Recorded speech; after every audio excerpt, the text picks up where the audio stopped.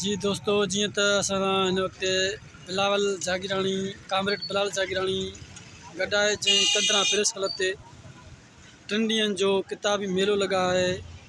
उन खां अचो त पुछूं उनजो छा चवणु आहे। जी बिलाल।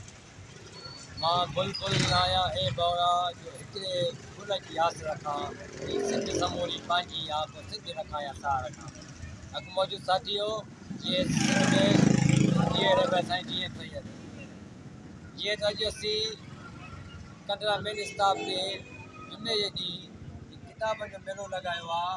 हीअ असीं किताब जो मेलो लॻाइण जो मक़सदु आहे त कंदरा में जेको मुंझल माहौल आहे, जंहिंजी सोचां मुंझल आहिनि, जंहिंजा ज़हन मुंझल आहिनि, असीं उन ज़हननि खे ॻोल्हे हिकु सघ ॾेई था सघूं हिन किताबनि ज़रिए।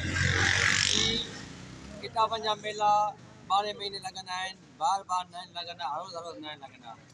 असीं कंदरा जे सियासी समाजी वकील सहाफ़ी सभिनि दोस्तनि खे अपील ऐं अर्ज़ु था कयूं त अचो ख़रीद कयो बुक ख़रीद करे उन सां वास्तो रखो, जीअं तव्हांजा ज़हननि में सघ अची सघे, जीअं तव्हां ॻाल्हाए सघो ऐं इख़लाक़ सिखी वठो ऐं हिननि में अदब पिरायो। छो त बुक ई असांजा मेन साथी आहिनि जेको असांखे समाज में हलण जो रस्तो सेखारींदा आहिनि, जेको असांखे किथे के महफ़िल में के जाइ ते वेही बहस करणु सेखारींदा आहिनि। असीं तंहिं करे चऊं था अचो त बुकनि सां पंहिंजो तालुक़ु वधे। जीअं असीं तव्हां जेको कंदरा शहर में मेलो लॻायो आहे बहितरीनु आहे, सुठो कमु आहे।